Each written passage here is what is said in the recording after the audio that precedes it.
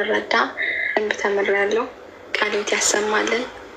ለመጀመሪያ ጊዜ ትምህርት ጀመረ። እንግዲህ በእነዚህ በአምስቱ አዕማደ ምስጢራት ሲባል ሰምታችሁ ሊሆን ይችላል። አምስቱ አዕማደ ምስጢራት ሲባል ሰምታችሁ ልታውቁ ትችላላችሁ። የምንጀምረው ከምንድን ነው? አምስት ለምን ተባሉ ነው። አንድ ክርስቲያን ሲሆን ሊያውቃችሁ የሚገባ አምስት ዋና ትምህርቶች አሉ። ስንት ትምህርቶች አሉ አልኳችሁ? አንድ ክርስቲያን ሆኖ ሲመጣ መጽሐፍ ቅዱስን ለማንበብ በክርስትና ሕይወት ውስጥ ለመኖር ማወቅ የሚገባው አምስት ቋሚ ትምህርቶች አሉ። የትኛውም ክርስቲያን አንድ ብሎ ሲጀምር የሚጀምረው ትምህርት አምስት ናቸው። ከስር ያላችሁ ኮሜንት በመጻፍ ተባበሩ። ስንት ናቸው ስላችሁ አምስት መሆኑን ማወቅ አለብን ማለት ነው። እነዚህ አምስቱ ትምህርቶች አንዱ ከአንዱ የተነጠለ አይደለም፣ አንዱ ከአንደኛው ጋር የተያያዙ ናቸው። ስለዚህ አምስቱ ሲባሉ አምስት ቋሚ መሰረታዊ የሆኑ ትምህርቶች አሉ ማለት ነው። እስኪ ለምሳሌ ጥያቄ ልጠይቃችሁ። አንድ ሰው ቤት ከመስራቱ በፊት ምን ሊኖረው ይገባል? እስኪ ሰው ቤት ሳይሰራ፣ ቤት መኖሪያ ነው አይደለ? አንድ ሰው ቤት ሳይሰራ በፊት ምን ያስፈልገዋል? እስኪ ቤት ለመስራት ምን ያስፈልገዋል? ቋሚ የሚባሉ ነገሮች ምን አለው? እስኪ ዘርዝሩልኝ የምታውቁትን። አንድ ሰው ቤት ለመስራት ምን ያስፈልገዋል?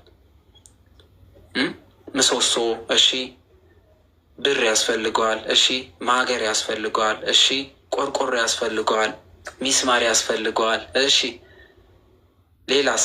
መሬት ያስፈልገዋል፣ እሺ። ጥሩ። ሰው ያስፈልገዋል፣ አሪፍ። እሺ። ፕላን ያስፈልገዋል። መጀመሪያ የሚቀድመው መሬት ነው ብሏል። መሬት ያስፈልገዋል። ምሰሶ ወይም አዕማድ፣ እሺ። ምሰሶ ያስፈልገዋል። እነዚህ የሚቆሙ ድንጋይ ያስፈልገዋል። ሰራተኛ፣ አሸዋ ምናምን አለና እነዚህ ሁሉ ምንድን ናቸው ማለት ነው? ቤትን ቤት አድርጎ የሚያቆሙ ናቸው ማለት ነው። አንድን ቤት አድርጎ ለማቆም የሚያስፈልጉ መሰረታዊ ነገሮች ተብለው ያስፈልጋሉ። እንደው የሆነ ሰው ይምጣና ቤትን ያለ ምሰሶ ወይም ደግሞ ምንድነው ኮለን ይባላል አይደለ? በአሁኑ ኮለን ይባላል። ወይም ደግሞ በድሮ ያለ ምሰሶ ቤት ቢገነባ ዝም ብሎ ብሎኬት ቢደረድርና ቆርቆሮ ቢመታ ያ ቤት ይጸናል እንዴ? እስኪ ንገሩ። ይጸናል? ቤቱ ይጸናል? ኮለን ከሌለው ወይም ደግሞ ማገር ከሌለው ወይም ደግሞ ምሰሶ ከሌለው ቤቱ ይቆማል?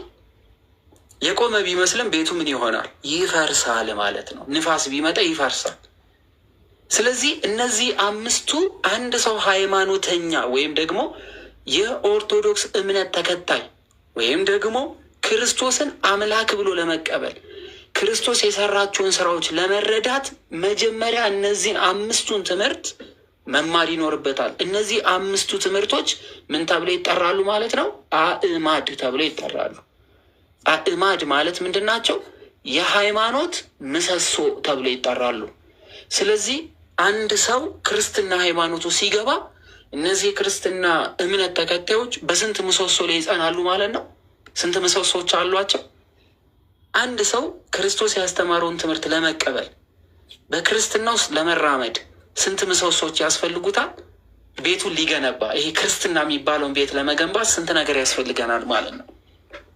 ስንት ነገር ያስፈልገናል? አምስት ነገር ያስፈልገናል ማለት ነው። እነዚህ ዋና የተባሉ አምስቱን ምሰሶች ያልያዘ ሰው ከሃይማኖት ይወጣል ማለት ነው። ሃይማኖቱን አያውቀውም ወይም ደግሞ ዝም ብሎ ይመላለሳል እንጂ ምን እየተማረ እንደሆነ ማወቅ አይችልም። መጽሐፍ ቅዱስን ቢያነብም ደግሞ መጽሐፍ ቅዱስ አይገባውም ማለት ነው። ለዚህ ነው ብዙዎቻቸው የሃይማኖት መሰረትን ትምህርት ካለመማራቸው የተነሳ ሃይማኖቱ ትክክል ሳይመስላቸው በሚመጣው ንፋስ ሁሉ የሚወሰዱት።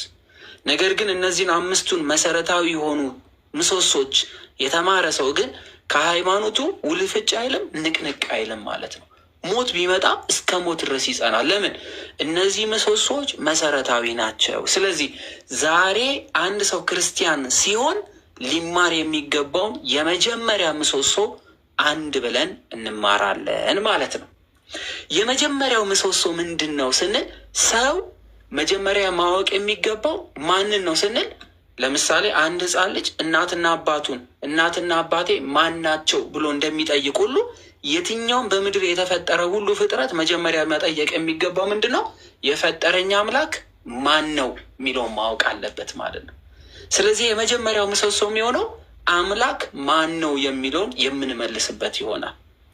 ስለዚህ ዓለምን ሁሉ የፈጠረ አምላክን ማወቅ ይቀድማል ነው። እርሱ ደግሞ ምንድን ነው? ሚስጥረ ሥላሴ ተብሎ ይታወቃል። አሁን ጥያቄው ደግሞ እዚህ ጋር ይመጣል ማለት ነው።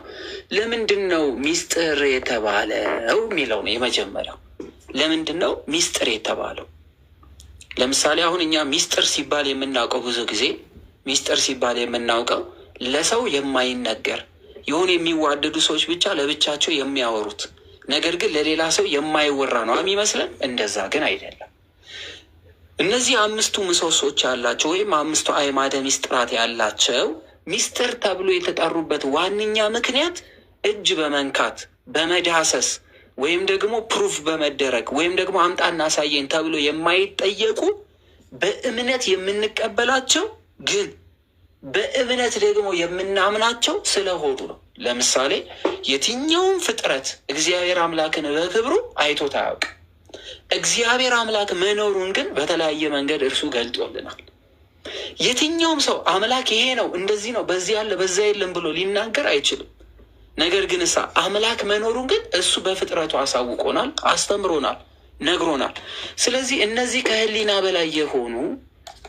በላይ የሆነ ሰው መርምሮ የማይደርስበት ሰው እንደዚህ ነው ብሎ ፕሩቭ የማያደርገው ግን በማመን ውስጥ የምንቀበለው ስለሆነ ሚስጥር ተባለ። በዚህ በማቴዎስ ወንጌል ምዕራፍ 13 ላይ ሐዋርያት አንድ ጥያቄ ክርስቶስን ጠይቀውት ነበረ። ለምንድን ነው በምሳሌ የምትናገረው አሉት። የማቴዎስ ወንጌል ምዕራፍ 13 ላይ ስንመጣ ለምሮ በምሳሌ የምታስተምረው ብለው ክርስቶስን ጠይቀውት ነበረ። ለእናንተ የሰማዩን ሚስጥር ማወቅ ምን ተብሏቸዋል አለ፣ ተሰጥቷቸዋል። እነዚህኞቹ ግን እያዩ አያምኑም አለ። ስለዚህ ሰማያዊ የሆነ ሚስጥርን ለማወቅ መጀመሪያ ምን ማድረግ አለብን? እምነታችን ሙሉ መሆን አለብን። ብናምን እግዚአብሔርን እናውቃለን፣ ብናምን የዘላለም ሕይወት እናገኛለን። ስለዚህ ሰው መጀመሪያ ማመን ይኖርበታል። እግዚአብሔር አምላክን ለማወቅ ማመን እንዴት አስፈለገን ስንል እግዚአብሔር ተመርምሮ ወይም ተነግሮ የማያልቅ ማንነት ስላለ። ስለዚህ በዚህ በሚስጥረ ሥላሴ ውስጥ የምንመለከተው እግዚአብሔር በፈቀደልን ልክ እናውቃለን እንጂ እንኳን እግዚአብሔር መርምረን እግዚአብሔር እንደዚህ ነው ብለን ስለ እርሱ ተናግረን ልንጨርስ ይቅርና አንድ ሰው አጠገቡ ያለውን ሚስቱን እንኳን ወይም ደግሞ ባሏን ሚስት የባሏን ማንነት መርምራ አትጨርስም። ባልም የሚስቱን ፍላጎት መርምሮ መጨረስ አይችልም። ለምን ሲባል ሰው ውስን ነው። ሰው የተወሰነ ነው። አምላክ ደግሞ ከወሰን በላይ ነው። አምላክ ሁሉን ይወስናል እንጂ ሰው አምላክን መወሰን አይችልም። እግዚአብሔር አምላክ እኛን በፈለገው ልክ ለክቶ ይሰራናል እንጂ ይፈጥረናል እንጂ እኛ አምላክን በምንፈልገው ልክ የምንለካው የምንሰፍረው ከሆነ እርሱ የእኛ ፈጣሪ መሆን ይቀርና እኛ እሱ ምን እናደርጓለን ማለት ነው? እንፈጥረዋለን ማለት ነው። አሁን የብዙዎቻችን ችግር የሚሆነው ምንድን ነው?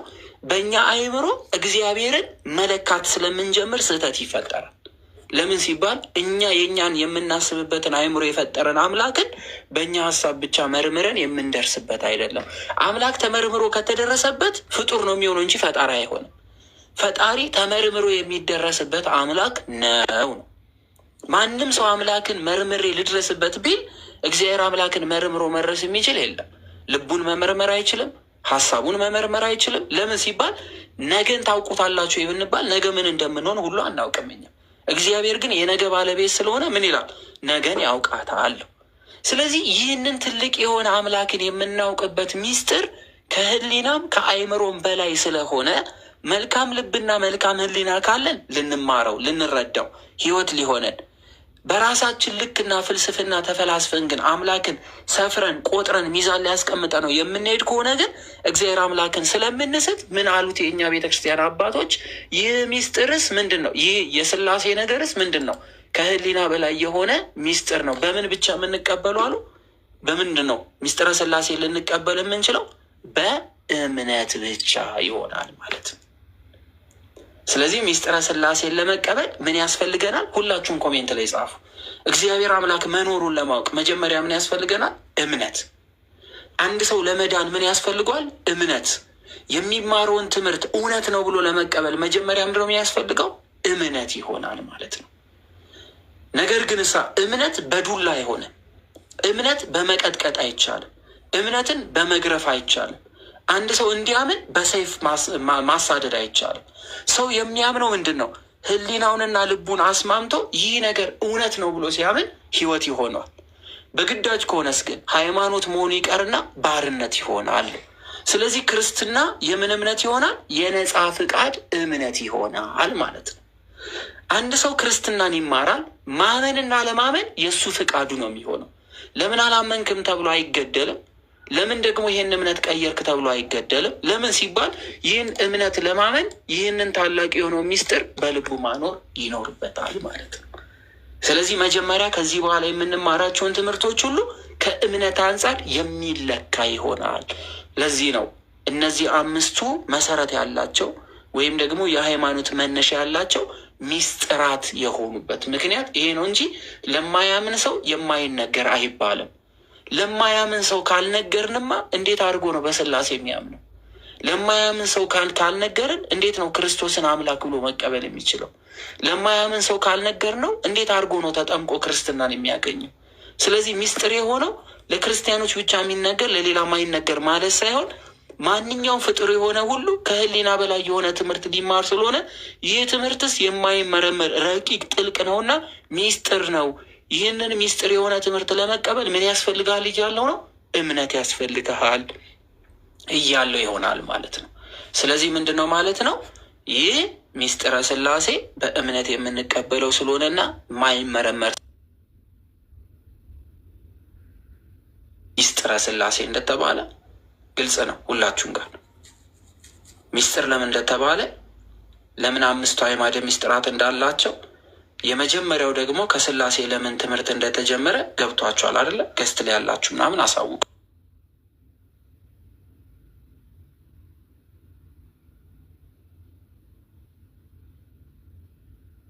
ሁሉም ገብቶታል። በጣም አሪፍ፣ በጣም አሪፍ። ስለዚህ አሁን ለምንድን ነው ሚስጥርን ይሄንን የማይመረመር ሚስጥር ከስላሴ የተጀመረው ስንል የአብን አባትነት ካላወቅን የወልድን ልጅነት ስለማናውቅ አብ አባት ነው ልንል ነው አሁን። ስለዚህ ከሚስጥረ ስጋዌ ቀድመን ብንጀምር ኖሮ ይሄ ስጋ የሆነው በተለይ እዚህ ደግሞ የዮሐንስ ወንጌል ምዕራፍ 1 ላይ ያለችዋን ይችን ቃል እንዴት አድርገን ነው ታዲያ የምናገኛት? እንዴት እናገኛለን? ሚስጥረ ስላሴን ሳንመር ስጋዌ ላይ ብንመጣ ኖሮ በመጀመሪያ ቃል ነበረ የሚለው ፓርት ላይ ቃል ነበረ ሲል ቃል የት ነበረ ብለን ልንጠይቅ ነው። ቃል የት ነበረ ብለን ምን እንላለን? እንጠይቃለን ማለት ነው። ቃል የት ነው ብለን ልንጠይቅ ነው። ከዛ ወዲያስ ደግሞ ቃልም በእግዚአብሔር ዘንድ ነበረ ካለ ቃል በእግዚአብሔር ዘንድ ነበረ ማለት ምን ማለት ነው ብለን እንጠይቃለን ማለት ነው። ሚስጥረ ስላሴን ካልተማርን እንዴት አድርገን ነው ይህንን ወንጌል የምናነበው? ከዛ ወዲያ እንቀጥልና ቃልም በእግዚአብሔር ዘንድ ነበረ ሲል ቃልን አንድ አገኘን፣ ደግሞ እግዚአብሔር ተብሎ የተጠራ ሌላ እንዳለ አወቀን። እሺ ቃልም ደግሞ እግዚአብሔር ነበረ ሲል ደግሞ ይሄ ቃል ደግሞ ራሱ እግዚአብሔር ነው ሲል ቆይ ስንት እግዚአብሔር ነው የሚኖረው ምናምን ብለን ግራ ልንጋባ ነው ማለት ነው። ብዙ ጊዜ ከእስልምና የመጡ ሰዎች ግራ የሚጋቡት ለዚህ ነው። መጀመሪያ ትምህርቱ ምን እንደሚል ስላላወቁ፣ መሰረታዊ ትምህርቱን ስላልተረዱት፣ ይህ ትልቅ ሚስጥር ስለሆነ ይህን ሚስጥር ገና ለመረዳት ንጹሕ ልብ ስለሚያስፈልግ የተለያዩ ሃይማኖት ውስጥ ያሉ ሰዎችም ዲፋይን ለማድረግ ግራ ይገባቸዋል ማለት ነው። ይቀጥልና አይታችሁት ከሆነ ይህ በመጀመሪያው በእግዚአብሔር ዘንድ ነበረ ሲል ማን ነው በእግዚአብሔር ዘንድ የነበረው? ማንን ነው እግዚአብሔር እያለ ያለው ዮሐንስ የሚለው ግራ ያጋቧል። ስለዚህ እንደነዚህ አይነት መልሶችን ለማግኘት ይህ ቃል የተባለው ደግሞ ሁሉም ነገር በእርሱ ሆነ ሲባል ሁሉ ማለት ምን ማለት ነው? ሁሉ የተባለው ምንድን ነው? ከሱ ውጪ ምንም ነገር እንኳን የሆነ የለም እዚህ ይላል እዚህ ቃል ላይ። ስለዚህ ከሱ ውጪ ሁሉም ነገር ሆነ ሲል ምን ማለቱ ነው የሚለው አንደኛ ግራ የሚያጋባበት ይሆኗል። ሚስጥረ ስላሴን ካልተማረ ስለ ክርስቶስ ማወቅ ስለማይችል እዚህ ምዕራፍ 17 ላይ ደግሞ አንድ ነገር ይላል። ራሱ ክርስቶስ የሆነ ነገር ይናገራል። ኢየሱስም ይህን ተናግሮ ወደ ሰማይ ዓይኖቹን አነሳና እንዲህ አለ፣ አባት ሆይ አለ። የኢየሱስ አባት ደግሞ ማን ነው? ያለ አባት ተወለደ ነው የሚለው ሉቃስ ላይ። እዚህ ጋር ደግሞ አባቴ ይላል። ማንን ነው አባቴ ያለው? እሺ ይህንን እያልን ደግሞ ከሄድን በኋላ ደግሞ ሰዓቱ ደረሰ፣ ልጅን ያከብር ዘንድ በስጋ ሁሉ ስልጣን እንደሰጠኝ ለሰጠው ሁሉ የዘላለም ሕይወትን ይሰጣቸው ዘንድ ልጅን አክብረው እያለ ይናገራል። ከዛ ወዲያ ብዙ ነገር ይናገርና ዓለም ሳይፈጠር በአንተ ዘንድ በነበረኝ ክብር አንተ በራስህ ዘንድ አክብረኝ ይላል። ዓለም ሳይፈጠር በፊት እርሱ ነበረ ማለት ነው። ማን? ኢየሱስ። ይህን ቃል የተናገረ እንዴ? ዓለም ሳይፈጠር በፊት ነበረ? እንዴት ሆኖ? ይሄ ሌላ ጥያቄ ይፈጥራል ማለት ነው። ምክንያቱም ዓለም ሳይፈጠር በፊት ክርስቶስ እንደነበረ ራሱ እየተናገረ ነው። ምክንያቱም ምን ብሏልና? ዓለም ሳይፈጠር በአንተ ዘንድ በነበረኝ ክብር አንተ በራስህ ዘንድ አክብረኝ ብሏልና። እንዴ ዓለም ሳይፈጠር በፊት ነበረ ማለት ነው ክርስቶስ። ምክንያቱም ዮሐንስ ምዕራፍ 1 ላይ ስንመለከት ምን ብሎናልና? በመጀመሪያ ቃል ነበረ ብሏል። ከዛ ወዲያ ቃልም በእግዚአብሔር ዘንድ ነበረ ብሏል። እዛ ጋር ደግሞ ዓለም ከመፈጠሩ በፊት በነበረኝ። ስለዚህ ይህን ሚስጥር የምናውቅበት ክፍል ምን ይሆናል ማለት ነው? ሚስጥረ ሥላሴ ተብሎ ይታወቃል። ክርስቶስ ሰው ከመሆኑ በፊት ክርስቶስ ማን ነበረ የሚለው ማወቅ አለብን። ይህን ለማወቅ ደግሞ ራሱ ክርስቶስ አባቴ ብሏልና ማን ነው አባቱ? ደግሞ መንፈስ ቅዱስም ተጠርቷል። ለምሳሌ ስለ መንፈስ ቅዱስ የተናገረበትን ክፍል ደግሞ እኒና ወደ ዋናው ትምህርት እንግባ።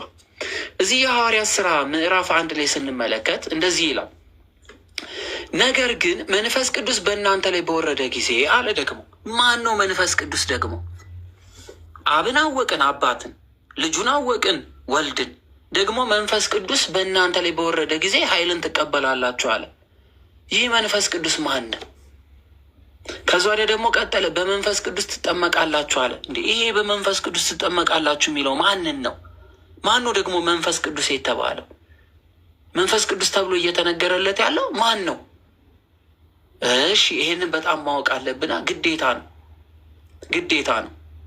ስለዚህ መንፈስ ቅዱስ የተባለውን ምን መሆን አለበት? ማወቅ አለብን። እሺ እዚህ ጋር ስናይ ከእኔ የሰማችሁትን አብ የሰጠውን የተስፋ ቃል ጠብቁ አለ። አብ የሰጠው የተስፋ ቃል የተባለው ማን ነው? የአብ የተስፋ ቃል ተብሎ የተነገረለት ለእነሱ ተስፋ የተሰጠው መንፈስ ቅዱስ መሆኑን እየተናገረ ነው። ይኸው መንፈስ ቅዱስ ብሎታል። አብን አየን፣ ወልድን አየን፣ መንፈስ ቅዱስን። ታዲያ ማን ነው ሥላሴ ወደሚለው እንሄዳለን ማለት ነው። እንቀጥልና የታችሁት ከሆነ እዚህ ጋር አንድ ትእዛዝ ይሰጣል ክርስቶስ። ምን ይሰጣል? ክርስቶስ የሆነ ትእዛዝ ሰጥቷቸው ነበረ።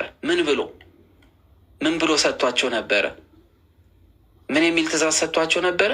በአብ ስም በወልድ ስም ከዛ ወዲያስ በመንፈስ ቅዱስ ስም ምን በሉ አጥምቃችሁ ደቀ መዛሙርቴ አድርጉ ብሏቸው ነበረ።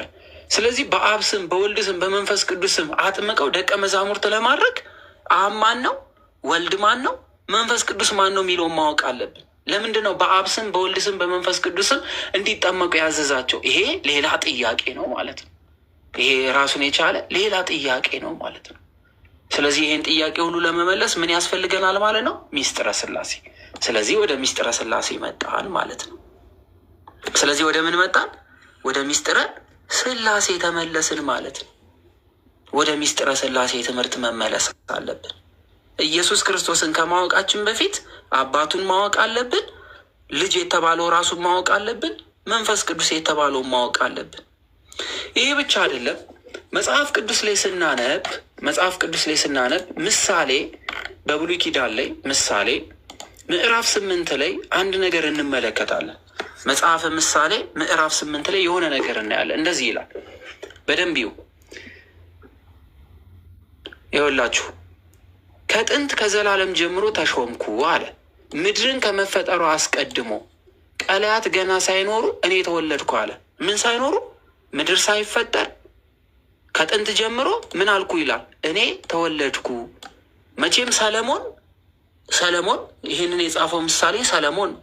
ስለ ሰለሞን ነው የሚያወራው እንዳንል፣ ሰው ከመፈጠሩ በፊት ነው ምድር ምናምን የተፈጠሩት፣ የውሃ ምንጮች የተፈጠሩት፣ ተራሮች ገና ሳይመሰረቱ ይላል። ከተራራ በፊት ሰው አልተፈጠረም። ተራራ ከተፈጠረ በኋላ ሰው መጨረሻ የተፈጠረው።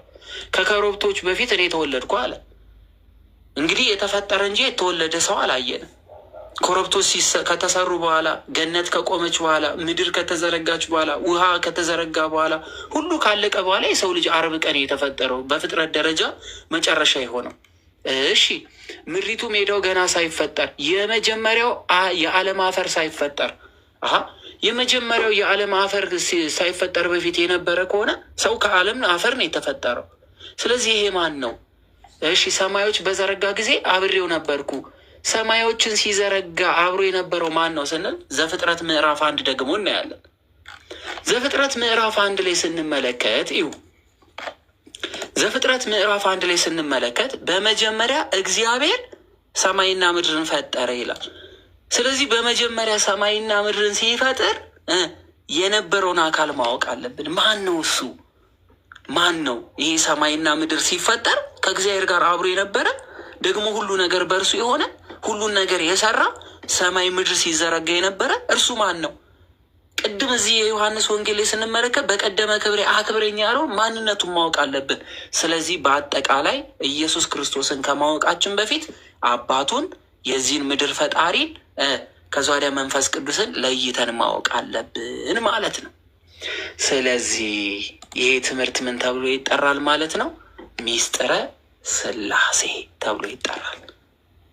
ስለዚህ የመጀመሪያው ይሄንን ትምህርት የዓለም መድኃኒት የሆነውን ዘላለማዊት የሚገኝበትን መጽሐፍ ቅዱስ ሰው ለማወቅ መጀመሪያ አምላክ ማን ነው የሚለውን ማወቅ አለበት።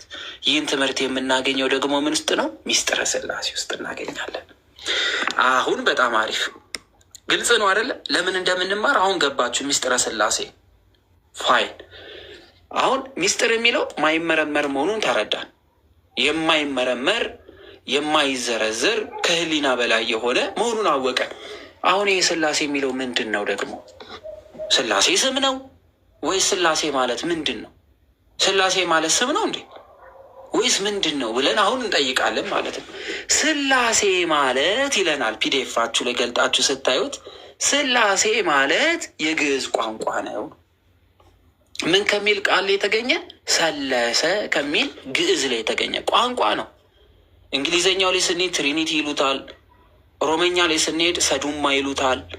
ሰዴኑማ ወይም ሰዱማ ብለው ይጠሩታል። ሶስትነት ማለት ነው። በአማርኛ ሶስትነት ማለት ነው የሚይዘው። ሶስት ሲል ልዩ ሶስት የሚለውን ይዛል። ሶስት ብቻ ብላ ግን ቤተክርስቲያን አታስቆምም። ሥላሴን ስትጠራ ሶስት አትልም። ልዩ የሆነ ሶስት ትላለች። ሶስት ካልን ሶስት ብቻ ስለሆነ ልዩ የሆነ ሶስትነት ትላለች። ልዩ የተባለበት ምክንያት እናየዋለን። ስለዚህ ሥላሴ የሚለው ቃል አማርኛ ሲሆን በግዕዙ ቋንቋ ምን ከሚለው ቃል ላይ ነው የመጣው? ሰለሰ ከሚለው ቃል ላይ መጥቷል ነው። በነገራችን ላይ ግዕዝ የሚለው ቋንቋ መሆኑን እንዳትረሱ። ኢትዮጵያ ሀገራችን ትጠቀምበት የነበረ ቋንቋ ነው። እፎ አደርኮሙ ካሉ ሰላም አደርክ እንደማ መኑ ስምከ ከሆነ ስምህ ማን ነው? ስለዚህ እንደነዚህ አይነት የሆነ ልክ አሁን አማርኛ እንደምናወራው የሚገለገሉበት ማንኛውም ሰው ሊገለገልበት የሚችል ቋንቋ ነበረ። ቤተ ክርስቲያናችን ደግሞ ኦፊሻል የሆነ ቋንቋ ነበረ ማለት ነው። ግዕዝ በከፍተኛ ደረጃ ከመነገሩ የተነሳ ኢትዮጵያ ውስጥ እንጠቀምበት የነበረው የቤተ ክርስቲያናችንም ቋሚ የነበረው ቋንቋ ግዕዝ ነበረ። ግዕዝ ተናጋሪ በቀነሰ ቁጥርና አማርኛ ተናጋሪ ደግሞ ኢትዮጵያ ውስጥ በበዛ ጊዜ ግዕዝ የሚጻፉ የነበሩ ጽሑፎች ወደ አማርኛ ተቀየሩ። አሁን ደግሞ በመላው ሀገሪቷ ወይም በመላው ዓለም ላይ ብዙ አይነት ቋንቋ ለሚናገሩ ሰዎች ደግሞ በተለያዩ ቋንቋ ታስተምራለች። ለምሳሌ ኦሮመኛ ለሚማሩ ሰዎች ይህን ክፍል ስናስተምር እጭቲ ሥላሴ ብለን እናስተምራለን። እጭቲ ማለት ሚስጥር ማለት ሲሆን ሥላሴ የሚለው ሥላሴ ይዛል። ምንድን ነው ሥላሴ ማልኒን ሥላሴ ብለው ቢጠይቁ ደግሞ ኢሰ ሰደኑማ ብለው ሰደኑማ ዳን ተኩማ ዳን ከኔቲ ዋመሙ ብለው ያብራሩታል ማለት ነው። በተለያዩ ቋንቋዎች በትግረኛ በምንም ቋንቋ ተብራርቶ ይነገራል። ግን ሥላሴ የሚለው ቋንቋ አማርኛው ሲሆን ሰለሰ ከሚለው ግዕዝ ቃል ላይ የወጣ ወይም የተወለደ ይሆናል። ግዕዝ ይራባል፣ ይባዛል፣ ይወለዳል። ግዕዝ ይራባል፣ እርቢ ያለው እሱ ሌላ ጊዜ የምንማረው ነው። እዚህ ጉዳይ ውስጥ አንግባ። ግን ሰለሰ ከሚለው ቃል ላይ ሥላሴ የሚለው ቃል መጥቷል ማለት ነው። ምን ማለት ነው ስንል ሶስትነት ማለት ነው። ምን ማለት ነው? ሥላሴ ማለት ሶስትነት። ስም ሳይሆን ምንድን ነው የሚሰጠን ማለት ነው። ስም ሳይሆን ምንድን ነው እየሰጠን ያለው? ሰለሰ ወይም ሶስትነትን የሚናገር ይሆናል ማለት ነው። ስለዚህ የአንዱን እግዚአብሔር ሶስትነት ደግሞ ይናገራል። አንድ እግዚአብሔር እንዴት ሶስት ይሆናል የሚል ጥያቄ የሚመጣበት ነገር አለ። እንደርስበታለን በሂደት ስለምንመለከት። ስለዚህ ሥላሴ የሚለው ልዩ ሶስት ማለት መሆኑን አውቀናል። ስለዚህ ሥላሴ ማለት ስም ሳይሆን መገለጫ ነው። ምን ነው የሚነግረን? ልዩ ሶስት የሚለውን ይይዛል ማለት ነው። ስም አይደለም። ብዙ ጊዜ አይታችሁ ከሆነ ስላሴዎች ብለው የሚያበዙ ሰዎች አሉ። ስላሴዎች አይባልም። ስላሴዎች ማለት ሶስት ጊዜ ሲባዛ ሶስት እንደማለት ነው ስላሴ ተብሎ የሚጠራው እንጂ ስላሴዎች ድረሱልኝ ተብሎ እንኳን አይባልም። ስላሴዎች የሚል ከሆነ ሶስት ሲባዛ ልዩ የሆነ ሌላ ሶስት እንደማለት ነው። ስለዚህ ወደ 9 ያደርሰዋል። አንድ ሰው ሲጣራ ስላሴ ብሎ ይጠራል ማለት ነው። ሊሚቴሽን አለው፣ ገደብ አለው። ልዩ የሆነ ሶስት ብቻ ሳይሆን ልዩ የሆነች ሶስት ትባላለች። ይሄ ልዩ የሚባል ሶስት ምንድን ነው ስንል ዓለም እንደሚያውቀው አይነት ሶስት አይደለም። ይሄ ዓለም እንደሚያውቀው ያለ አይነት ሶስትነት አይደለም። ዓለም እንደማያውቀው አይነት ሶስትነት ነው ያለው። ለምን ስንል ዓለምን ሁሉ የፈጠረ እግዚአብሔር አምላክ ስለሆነ እሱ የሚገደብ የሚቆጠር የሚሰፈር አይደለም። ስለዚህ ስላሴ የሚለው ቃል ቁጥርነቱን አውቀናል። ልዩ የሆነችን ሶስትን ለማመልከት ስላሴ ይላል። ከምን ቋንቋ የመጣ ነው? ከግዕዝ ቋንቋ የተወሰደ ሲሆን ምን የሚለውን ሰለሰ ከሚለው ላይ ስላሴ ብሎ ያስቀምጠዋል ማለት ነው። ወደ እንግሊዝኛው ስንሄድ ትሪኒቲ ብሎ ያስቀምጡታል፣ ወይም ደግሞ ስላሴ ብለው ይገልጹታል። በብዙ ቋንቋዎች ሊተረጎም ይችላል። አማርኛው ላይ ስላሴ የሚለው ልዩ የሆነ ሶስትን የምትሰጥ ነው። አሁን ብዙ ሰው ግራ የሚገባው ግን ስላሴን ለምን ሴት ታደርጋላችሁ የሚል ጥያቄ ይጠይቃል። ከውጭ የመጣ መንገደኛ ቤተ ክርስቲያናችን ስላሴን ስትጠራ ቅድስት ስላሴ ብላ ነው የምትጠራው። ቅድስት ስላሴ ብላ ትጠራለች። ለምንድን ነው ቅዱስ ስላሴ ያላላችሁት? ለምንድን ነው ቅድስት ብላችሁ በሴት አንቀጽ የምትጠሩት ብለው ብዙ ሰዎች ይጠይቃሉ። እውነት ነው መጠየቃቸው። መጠየቅ ምሁር ያደርጋል፣ እውቀት ይሰጣል፣ ጥበብ ይሰጣል። ለመማር ከሆነ ሰው እውቀት ያውቃል። ለምንድን ነው ቅድስት ብላችሁ በሴት አንቀጽ ስላሴ የተጠሩት ብሎ ይጠይቃል ሰው። እንደምታውቁት ካለመኖር ወደ መኖር የምታመጣ ወይም ደግሞ ልጅን የምትወልድ ወንድ ነው ወይንስ ሴት ናት? ልጇን በማህፀን የምትመግብ፣ ልጇ እስከሚያድግ ድረስ ጡቷን የምትሰጥ፣ ለልጇ ስትል የምትመታ፣ ለልጇ ስትል የምትራብ፣ ሞት ቢመጣ እንኳን ከልጇ ጋር ለመሞት ዝግጁ የሆነችው ብለው ቤተክርስቲያን ሲያዩ እናት ናት አሉ። ስለዚህ ቅድስት ስላሴ እኛን ካለመኖር ወደ መኖር አምጥቶናል። ካልነበርበት ከማንታወቅበት ማንነት ወደዚህ አምጥቶናልና አምላክስ እንደ እናት ነው ሲሉ ቅድስት ብለው ስላሴ ጠሩት ማለት ነው። በምድር ላይ ምግብ የሚያስፈልገንን እየመገበ የምንተነፍሰውን እየሰጠን ሕመማችንን እያገዘን የወደደን እርሱ ስላሴ እግዚአብሔር አምላክ ነው ብለው በምን አንቀጽ ጠሩት ማለት ነው? ይህስ ክብር የእናት ክብር ነው፣ እንደ እናት ነው አምላክ ሲሉ ቅድስት ስላሴ ብለው ጠሩ። ስለዚህ ቤተ ክርስቲያናችን በሴት አንቀጽ ቅድስት ያለችበት ትልቁ ምክንያት ጾታን ተገን ያደረገ ወይም ለአምላክ የጾታ ስጦታ እየሰጠች ሳይሆን በጾታ ውስጥ ያለውን ታላቅ ክብር ሴት አላትና ይህስ እንደ እናት ነው። አባትስ ይሰለቻል፣ እናት ግን አትሰለችም። እግዚአብሔር የሚሰለቸን አይደለም። አባትስ በላንም አልበላንም ብዙ ጊዜ ሊረሳ ይችላል፣ እናት ግን ትከታተላለች። አምላክ ሁልጊዜ በረሃባችን አለልን።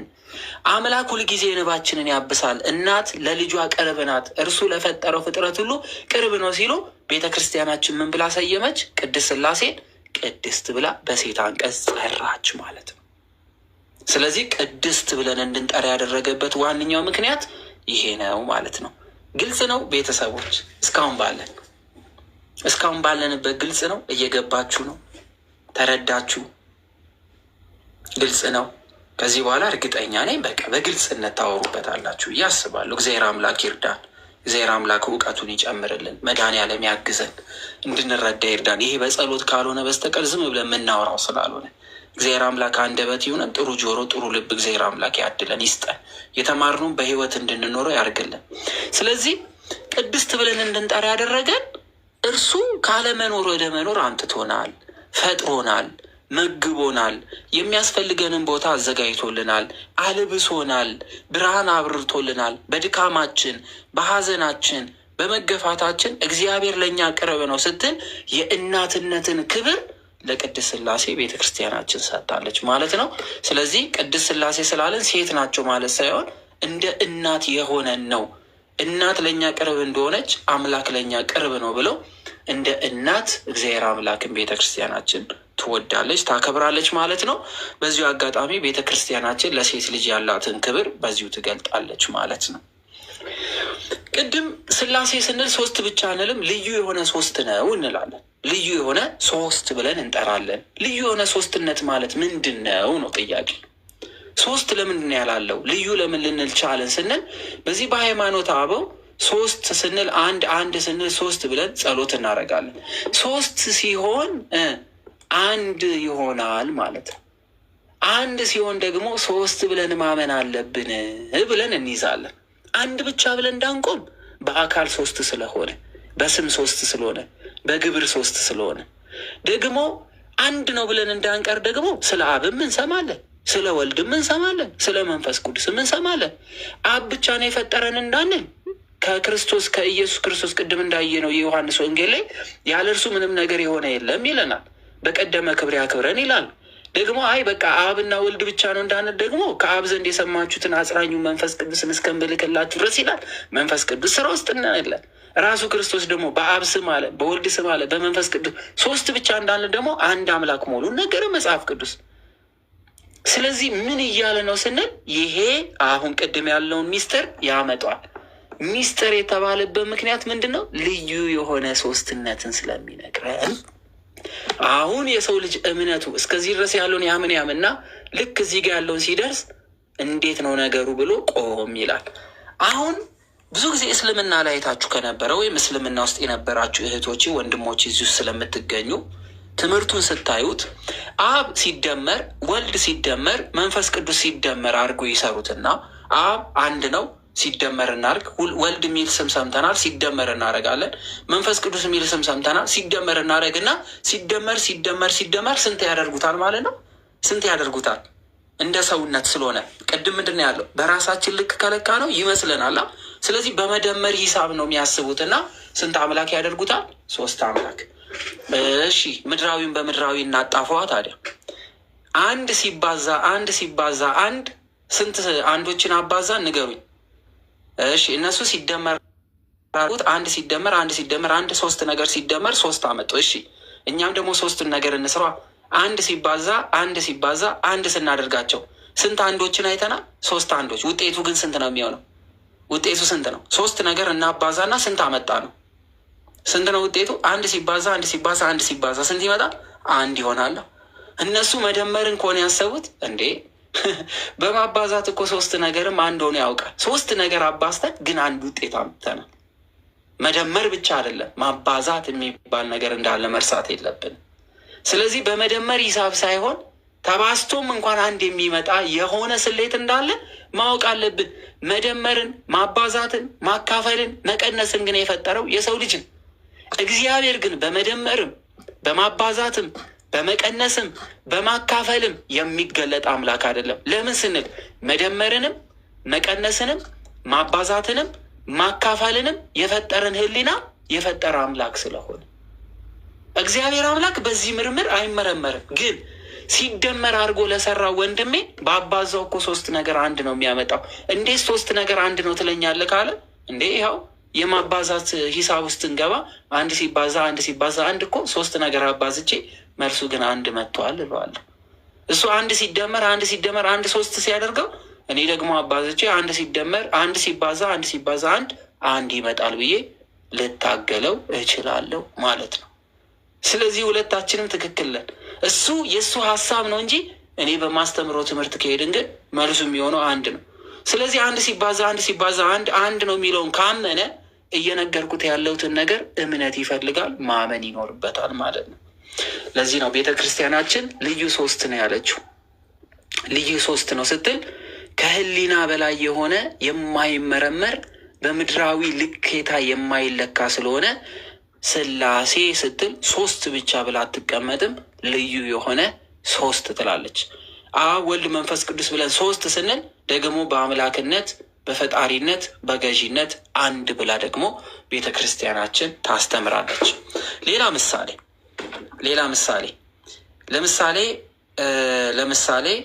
ኤምራኔ አንድ ጥያቄ ልጠይቅክ። ማይክ ማንሳት ከቻልክ ወንድም አለ ከቻልክ ማይክ ታነሳና አንድ ጥያቄ ጠይቃለሁ ትነግረኛለህ። እሺ አሪፍ።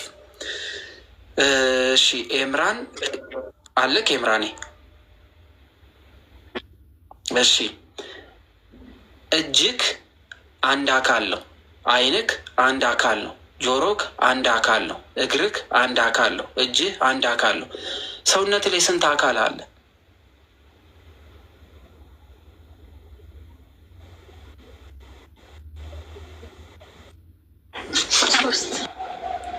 ሶስት ነው ወይስ ብዙ? ስንት አካል ነው ያለው? አረ ብዙ አካል ላይ ያለክ። አይን አንድ፣ አፍንጫ ሁለት፣ ጥርስ ሶስት፣ ከንፈር አራት፣ ጆሮ አምስት፣ እግር ስድስት፣ ሆድ፣ ልብ፣ ኩላሊት ምናምን እያለን እንቁጠረው። ስንት አካላት አሉ? ብዙ አካላት። ስንት ሰው ነህ ግን? አንድ ሰው። እሺ፣ ስለዚህ ሶስት ነገር ስላየን ብዙ ነው ማለት አንችልም ነው። ሶስት አካላትን አብን፣ ወልድን፣ መንፈስ ቅዱስን ስላየን አይ ሶስት ነው ማለት አንችልም። ብዙ አካል ቢኖር እንኳን እኛ ስንት ተብለናል? አንድ ተብለን ተጠርተናል ማለት ነው። አንድ ተብለናል። ብዙ አካላቶቻችን የሚመሩት ለአንዱ ህሊናችን ነው ወይንስ እጅ ለብቻው ህሊና አለው፣ እግር ለብቻ ህሊና አለው፣ ከዛ ወዲያ ደግሞ አፍንጫችን ለብቻው አለው፣ አይናችን ለብቻው አለው፣ ጥርስ ለብቻችን አለው? እነዚህ ሁሉ አካላት ሁሉም የሚመሩት በአንዱ ማንነታችን ነው አይደል? ስለዚህ አብ መለኮት ቢሆንም ወልድ መለኮት ቢሆንም መንፈስ ቅዱስ መለኮት ቢሆንም ለአንዱ አምላካዊ ስራ የሚሰሩ ናቸው። አንድ መለኮት ነው ያለው እንጂ ሶስት አካላትን ስላየን ሶስት አምላክ ማለት አንችልም። አንድ አምላክ ብለን እንጠራለን። ስንት አምላክ ስላለ አንድ። እንዴት እናያለን። እሱ ላይ እንደርስበታለን። ትምህርቱን ግን ፒዲኤፉን በትክክል እየተከታተልን እንምጣ። እስካሁን ያለው ግልጽ ነው ብዬ አስባለሁ። የክርስትና ዶግማ ነው ይለናል። ሚስጥረ ስላሴ ዶግማ ነው። ሚስጥረ ስላሴ ምንድን ነው ይለናል? ዶግማ ነው ይለናል። ደግሞ ምንድን ነው ዶግማ ማለት? ደግሞ ምንድን ነው ዶግማ? ደግሞ ዶግማ የሚል አዲስ ነገር መጣ፣ ምን ማለት ነው የሚል ጥያቄ ይፈጥርብናል። አዲስ ለሚማር ሰው ማወቅ የሚገባው ዶግማ እና ቀኖና የሚባሉ ነገሮች አሉ። ዶግማ ማለት የማይለወጥ፣ የማይሰረዝ፣ የማይሻር፣ የማይቀየር፣ ሰው ደስ ባለው ጊዜ የማይቀይረው ትምህርት ማለት ነው። አምላክ ይቀያየራል? አይቀየርም። አምላክ ይለወጣል? አይለወጥም። የሆነ ሰዓት ላይ እኔ ተነስቼ አይ አምላክ እንደፈለገ መሆን ስለሚችል ከዚህ በኋላ ስላሴ የሚባል ትምህርት የለም ብዬ መሻር አልችልም። ለአንድ ክርስትና እምነት ለሚማር ሰው ይህ አሁን እየተማርን ያለነው ትምህርት ዶግማ ነው። ምን የማይል ማለት ነው? የማይቀየር፣ የማይለወጥ፣ ማንም ሰው ደስ ሲለው የሚጨምረው ሲከፋው የሚቀንሰው ትምህርት አይደለም ማለት ነው። ስለዚህ አምስቱ መሰረቶች የምንላቸው የሚለዋወጡ ትምህርቶች አይደሉም። ዛሬ እኔ ጋር ሰምታችሁት ሌላ ክርስቲያን ኦርቶዶክሳዊ የሆነ ክርስቲያን መምህር ጋር ስትሄዱ አሁን እኔ ከማወራው ውጪ የሚያወራላችሁ ከሆነ እርሱ ያ ሰው ቀይሮታል ማለት ነው። ለምን ሲባል አንዲቷ ቤተ ክርስቲያን የማትለዋወጥ መሰረታዊ የሆነ ትምህርቷ ስለሆነ፣ የመጀመሪያው መሰረቷ ስለሆነ፣ አንድ ሰው በእምነት ቢመላለስ አምላክን ለማወቅ ቢመጣ ይህ ትምህርት ምንድን ነው? ዶግማ ነው፣ የማይቀየር ትምህርት ነው። ስለዚህ ዛሬ እየተማርን ያለው ነው ትምህርት ዛሬም ይሁን የዛሬ 50 ዓመት የሚሆን የዛሬ 2000 ዓመት የሚሆን የዛሬ ከ2000 ዓመት በፊትም ብናየው ይህ ትምህርት ምንድን ነው? ዶግማ ነው ማለት ነው። ቀኖና ማለት ግን ስርዓት ነው፣ ሊቀየር ይችላል። ለምሳሌ ቀኖናዊ የሆኑ ስርዓቶች ስንመለከት አንድ ሰው ነጠላ ለብሶ ቤተክርስቲያን መሄድ ቀኖና ነው። ነገር ግን ነጠላ መልበስ የማይችልበት ጉዳይ ካጋጠመው ግን ነጠላ ሳይለብስ መምጣት ይችላል።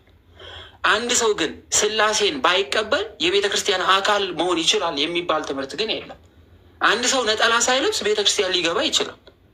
አንድ ሰው ግን ሚስጥረ ስላሴን ሳይማርና የስላሴ አካል ሳይሆን ግን ቤተ ክርስቲያን መካተት አይችልም። የቤተ ክርስቲያን አካል መሆን አይችልም።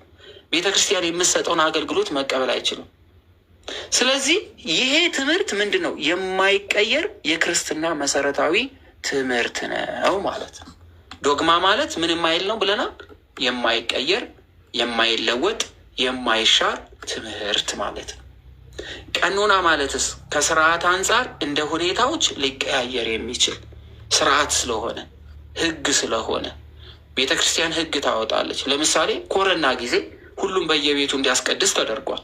ኮረና ሲያልፍ ግን ሁሉም ሰው ደግሞ ወደ ቤተ ክርስቲያን ተመልሷል። ይሄ ምንድን ነው? ቀኖና ነው። ኮረና ስለሆነ እግዚአብሔር ማምለክ አቁሙ ብላለች ቤተ ክርስቲያን አትልም። ለምን? እግዚአብሔርን ማምለክ የሚቀያየር አይደለም። ሲመቸን የምናመልከው ሳይመቸን የማንተው ስለሆነ። ስለዚህ ዶግማና ቀኖና የሚባል ነገር ከሰማችሁ ዶግማ የማይለወጡ መሰረታዊ ትምህርቶች ናቸው ማለት ነው። ቀኖና ከተባለ ግን ስርዓት ነው። እንደ ሁኔታው በቤተ ክርስቲያን ነው ሊቀየር የሚችለው እንጂ አዳም ደስ ስላለው ከነገ ጀምሮ እንዳጾሙ ማለት አልችልም። ጾም ሊሻር የሚችልበት ጊዜ አለ። ጦርነት ሲሆን፣ መከራ ሲመጣ፣ ረሃብ ሲገባ ሰው ያገኘውን እንዲበላ ቤተ ክርስቲያን ልታውጅ ትችላለች። ይሄ ከሃይማኖት ስለማያስወጣ ጾም ረሃብ ስለገባ ችግር ስለገባ ግን ስላሴን ማምለክ አቁሙ ብላ ግን ቤተክርስቲያን አታውጅም። ሞት ይመጣል እንጂ ስላሴን ከማምለክ ወደኋላ ማለት አይኖርብንም ማለት ነው። ስለዚህ ዶግማዊ የሆነ ትምህርት መሆኑን ማወቅ አለብን። ዶግማና ቀኖና የገባችሁ ይመስለኛል። ስለዚህ የክርስትና ትምህርት ነው፣ ዶግማ ነው። በሚስጥረ ስላሴ ላይ የተመሰረተ ስለሆነ ምን ለመዳናችን መሰረት ነው ነው። አንድ ሰው ለመዳን አንድ ብሎ ሲጀምር ከእስልምና የሚምጣ ከጣዖት አምልኮት የሚምጣ ከሆነ ሃይማኖት የሚምጣ እምነት ከሌለበትም ቦታ ይምጣ አማኝም ቢሆን ለመዳን መጀመሪያ የእግዚአብሔር አብን፣ የእግዚአብሔር ወልድን፣ የእግዚአብሔር መንፈስ ቅዱስን ሶስትነት አንድነትን መማር አለበት ማለት ነው። ስለዚህ ምስጢረ ስላሴ የምንማረው ለምንድን ነው ስንል ለመዳናችን ምክንያት ስለሆነ። ለምን እስኪ መጽሐፍ ቅዱስ ላይ መጽሐፍ ቅዱስ ላይ ምን ይለናል? ግዴታ ነው የተባለው ለምንድን ነው ስንል እስኪ ምዕራፍ 5 እንመልከት። የዮሐንስ ወንጌል ምዕራፍ 5 እንመልከት። እንደዚህ ይላል፣ እውነት እውነት እላችኋለሁ አለ። እውነት እውነት እላችሁ እሺ ቆይ ይቅርታ እሺ ይኸው እዚህ ጋር እንደዚህ ይላል፣ ወልድን የማያከብር የላከውን አብን አያከብርም አለ። አያችሁት? ኢየሱስ ክርስቶስ ያስተማረው ማንን የማያከብር? ወልድን። ማን ነው ወልድ? እሺ የላከውን አብን አያከብርም። አብ ማን ነው? አንድ ሰው ሚስጥረ ስላሴን ካልተማረ ይሄን ክፍል ምን ብሎ ነው የሚያየው? ወልድን ካላወቀው አብን ካላወቀ ምን ብሎ ሊናገር ነው? እሺ ቀጠልና ቃሌን የሚሰማኝ የላከኝንም የሚያምን አለ። ስለዚህ የላከውን ማመን አለብን። ኢየሱስን ክርስቶስን ማወቅ ብቻ ሳይሆን የላከኝንም የሚያምን አለ። ምን? የዘላለም ሕይወት አለ። ስለዚህ የላከውንም ምን መሆን አለበት? ማወቅ አለበት። የላከውንም ላኪ ማን ነው? ተላኪ ምንድን ነው? ቆይ መላክና መላላክስ ምንድን ነው? ከፍና ዝቅ ማለት ነው? ስልጣን፣ የስልጣን ልዩነት ማለት ነው? አንድ ሰው አሁን ሚስጥረ ስላሴን ካላወቀ አብን፣ ወልድን፣ መንፈስ ቅዱስን ካላወቀ እንዴ ኢየሱስ ተላላኪ ማለት ነው ይላል። ሎቱ ስብሐት አይባልም፣ ግን ሊል ይችላለሁ። ለትምህርት ያለ የጠቀስኩት አብ ደግሞ መልአክ ብቻ ነው እንዴ ስራው ሊል ይችላል። ምን ካልሆነ ሚስጥረ ስላሴን ካልተማረ። ስለዚህ መጽሐፍ ቅዱስን እንኳን አንብቦ ለማወቅ መጀመሪያ አብ ማን ነው? ወልድ ማን ነው? መንፈስ ቅዱስ ማን ነው? አብ ላከ ስንል እንዴት ነው? ወልድ ተላከ ስንል እንዴት ነው? ደግሞ መንፈስ ቅዱስ ከኔ የሰማውን እንጂ መንፈስ ቅዱስ ከራሱ አይናገርም ሲል፣ ስለዚህ መንፈስ ቅዱስ መብት የለውም ማለት ነው? ከአብም ከወልድም ያነሰ ማለት ነው ብሎ ግራ ሊጋባ ይችላል። ስለዚህ ይህን ትምህርት ማወቅ አለበት ማለት ነው። እሺ እንቀጥል። ደግሞ እዚህ ጋር ደግሞ ተመልከቱት። አንድ ትምህርት ይታያል ብዬ አስባለሁ። ቁጥር 26 ላይ ያለውን ይሁት አሁን ማሰምርበትን አብ በራሱ ሕይወት እንዳለው አለ።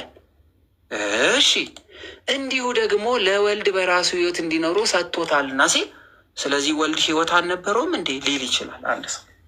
እንዴ እንዴት ነው ወልድ ሕይወት አልነበረውም? ወልድ ሕይወት አልነበረውም? አብ ብቻ ነው ሕይወት ሰጪ ሊል ይችላል። አብ ብቻ ነው ሕይወት የሚሰጠው ሊል ነው። ደግሞ ቀና ብለን ስንመለከት ደግሞ ምን ይላል? አባቴ እስከ ዛሬ ድረስ ይሰራል፣ እኔ ደግሞ እሰራለሁ ደግሞ ብሏል። አባቴ ይሰራል፣ እኔ እሰራለሁ። እሺ አባቴ ይሰራል፣ እኔ እሰራለሁ ካለ እሺ ደግሞ እዚህ ጋር ደግሞ አብ ሙታንን እንደሚያስነሳ ሕይወት እንደሚሰጣቸው ደግሞ አለ ራሱ። እንዲሁ ደግሞ ወልድ ደግሞ ለሚወዳቸው ሕይወት ይሰጣል አለ። ተነጣጥለው ነው ሕይወት የሚሰጡት ማለት ነው። ሁሉም ሕይወት ሰጪ ናቸው። ሕይወት የሚሰጥ ሁሉ አምላክ ነው። ስለዚህ 3 አምላክ አለ፣ 2 አምላክ አለ ልንን ነው ማለት ነው። ስለዚህ መጀመሪያ ምን መሆን አለብን? ወደ ጉዳያችን ስንመጣ ምን ብለን የጀመርነው? ለመዳናችን መሰረት ነው። ምን ሚስጥረ ስላሴ መማር። ካልሆነስ እንስታለን። አንዱን ከፍ አንዱን ዝቅ ልናደርግ፣ አብን ከፍ አድርገን ልጁን ዝቅ ልናደርግ ነው። ሰው ሁሉ ደግሞ አብን በሚያከብርበት ክብር ደግሞ እኔን ያክብረኝ ብሏል ደግሞ ወልድ። ስለዚህ አብን የምናከብረው ማን ብለን ነው? አምላክ ብለን። ስለዚህ ወልድን ስናከብረው አምላክ ሁለት አምላክ ሊሆንብን ነው። እሺ መንፈስ ቅዱስን የሚሳደብ የኃጢአት ስርየት የለውም ብሏል። ስለዚህ መንፈስ ቅዱስን መሳደብ አይቻልም። ለምን? አምላክ ስለሆነ። ስለዚህ ሶስት አምላክ ልንል ነው ማለት ነው። ለዚህ ነው ቅድም ሚስጥረ ስላሴ ምን አለን? ሶስትነት ሶስትስ ብለን አንቆምም። ስንት እንላለን አለን? አንድ እንላለን። አንድ ብቻ ደግሞ አንልም። ደግሞ በአካል ስንት ነው አለን? ሶስት። ምን ማለት ነው የሚለውን ደግሞ እናያለን ማለት ነው። እንግዲህ ለዛሬ ይህን ያህል ትምህርት ከያዝን ነገ ደግሞ ጣፍጦን ደስ ብሎን ትምህርቱን ብንማር ጥሩ ነው ብዬ አስባለሁ። ፒዲኤፋችን እስከዚህ ድረስ ያለችዋን ደግማችሁ አንብቡ፣ ደግማችሁ እዩ። ነገ ስገባ ጥያቄ ጠይቂያችሁ ስለሆነ የምገባው የሆነ ሰዓት ላይ ትንሽዬ ናት። እችን ብቻ ነው የተማርነው። አይታችሁ ከሆነ ያው በቃች ናት። 1 2 3 4 እዚህ ጋር 5 እችን ነገር ነው የተማርነው እስካሁን ያለው። ስለዚህ ትንሽዬ ናት። እችን አይታችሁ ተምራችሁ አጥንታችሁ ነገ እንገናኛለን። እርግጠኛ ነኝ ወዳችሁት ደስ ብሏችሁ እንደምትማሩ ገምታለሁ። እስካሁን በተማርነው ላይ እስካሁን ድረስ ባየነው ላይ ጥያቄ ያለው ሰው እቺ ክፍል አልገባችኝም ማለት ትችላላችሁ። ጠየቅላችኋለሁ። ጠይቁኝ በነፃነት። እሺ ወንድማችሁ ነኝ። ምንም ይሄ መምህር እናንተ ተማሪ እኔ አስተማሪ እናንተ ተማሪ ምናምን አይደለንም። አብረን ነው የምንማረው። ስለዚህ ያልገባችሁን ጥያቄ እቺ ክፍል አልገባችኝም ብላችሁ መጠየቅ ትችላላችሁ ማለት ነው። ጠይቁኝ።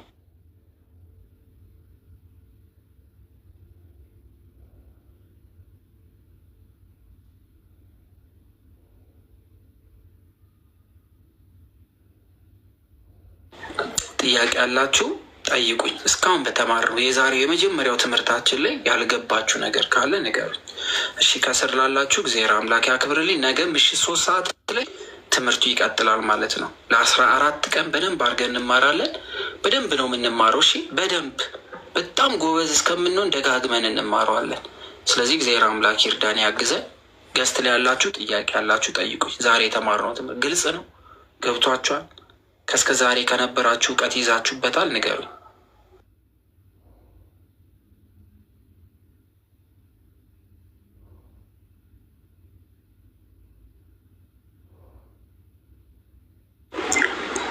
ትምህርትን ያገኘንበት ከዚህ በበለጠ ደግሞ በደንብ እንደምን